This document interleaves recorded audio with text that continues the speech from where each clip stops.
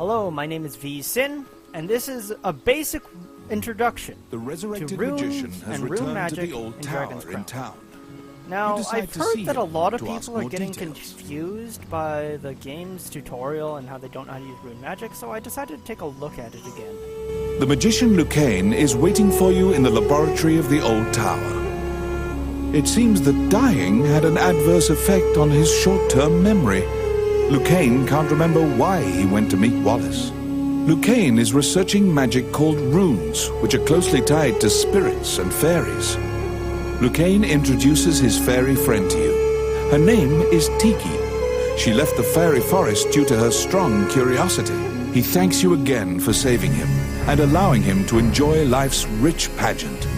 He displays his magic trinkets. Lucane says he'd be happy to sell you these items at a fraction of the normal price and answer any questions you have. What will you ask? Lucane says that he would be delighted to discuss this and launches headlong into a discussion about runes. Runes are magical letters that spirits and fairies carved into the world. You may have seen them yourself. Touching runes makes letters sparkle and float. Runes are a combination of 3 characters that create various effects. However, runes won't work unless a spirit or fairy is present. That's what you gather from Lucane's long lecture. Before you realize it, Wait, Tiki is that's following it? you around. She As you seems can to tell, really it's like not a very She helpful will accompany guide you on your or adventures intro. It henceforth. just kind of Fairies there. are It says, known to be hey, adept there at are finding runes. hidden There are 3 things. letters. Go have fun. So what this guide is for is to help decipher what the hell's going on with what he was talking about. And to start, I'm going to take you out into the world and show you how to cast Rune Magic that way. Alright, so we're here on the very first part of the Mage's Tower, and we're going to show you how to use runes. Now, if you look on the screen, you can see these things. And as I drag my finger over them, you can see that they glow. Oh, again, this one, they glow. Those are the map runes. You have to use these in combination with runes that you buy from Lucane in order to create Rune Magic. Now, how does this work? First of all, you need to click on one of these runes, and what you get is this pop-up menu. It starts with the first letter, as well as all the runes that you have. The one that you start off with is the S rune, and you can buy the other ones later on in the game, as you get more money. What you need to do is you need to... I'll just tap it back again. What you need to do is you need to take this and combine it with other runes. In this case, this is, I believe, not a spell. Okay.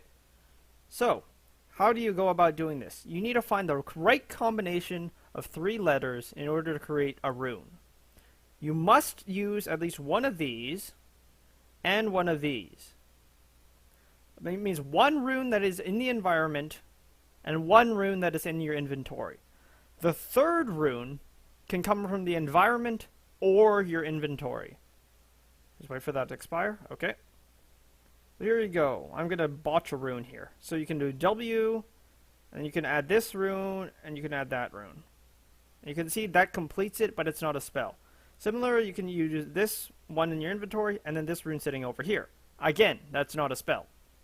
Now, in order to cast it correctly, it doesn't matter what order you put the runes in. This is supposed to be, I believe, Generate Weapon Stash, GWS. So this one over here is a G, this one's a W, and then S. Let's just fire send. What I can do is W, S, G, and it still puts it in the correct order for me. And then over here, you have a weapon stash. A whole bunch of stuff pops out, and I can use all these weapons.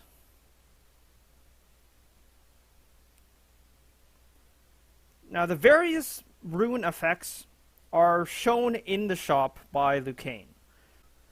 Alright, so now we're here at Lucane's tower. And apart from buying items from him, what you can also do is consult Rune Magic archives. So, you go into this option and you're greeted with a list of various runes that you can, rune combinations that you can cast to create Rune Magic. When you first start out, though, the options will look more like this. You'll see a rune combination comprised of runes you can buy from Lucane and runes on the wall that you would find out on the wall. And you will see these question marks down here. When you first start out, you do not get to see what the heck this stuff actually does. You have to go out in the world, cast the spell, and then it'll get put in the archive. So first of all, I'd like to point out just one rune magic spell. Solomon's Flying Carpet, as far as I know, is the one piece of rune magic that is required in order to complete all the paths and the first 9 areas. I haven't actually gotten to the illusion world yet, so probably these question marks are required to move around the illusion world. But Solomon's Flying Carpet is specifically the one spell in the generic list that you need in order to be able to get through a level. If someone doesn't know what they're doing with rune magic and you run into a place that you need Solomon's Flying Carpet, you're basically forced to quit or Google up the answer. So make sure, above all else, you remember SFC. Because if you see FC in the environment, you will be able to cast Solomon's Flying Carpet.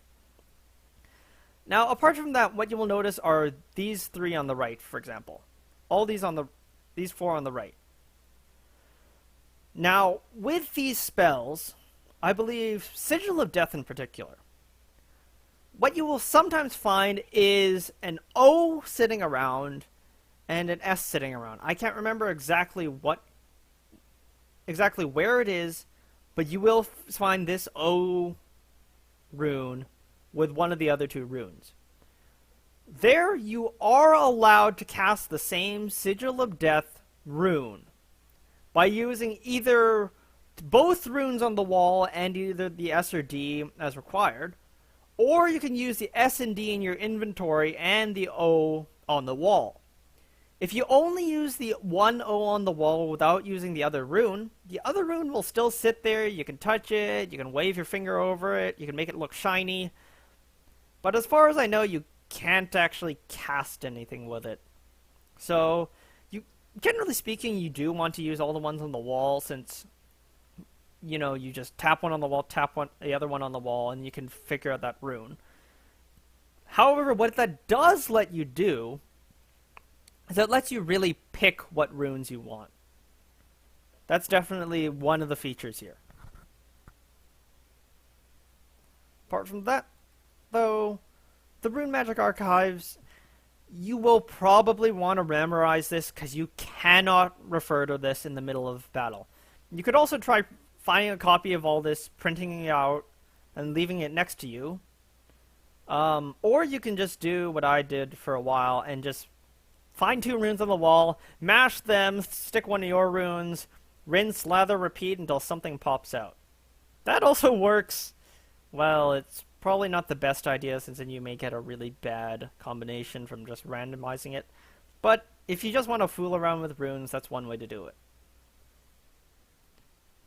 And that concludes this basic tutorial on rune use. My name has been VSyn. Thanks for watching.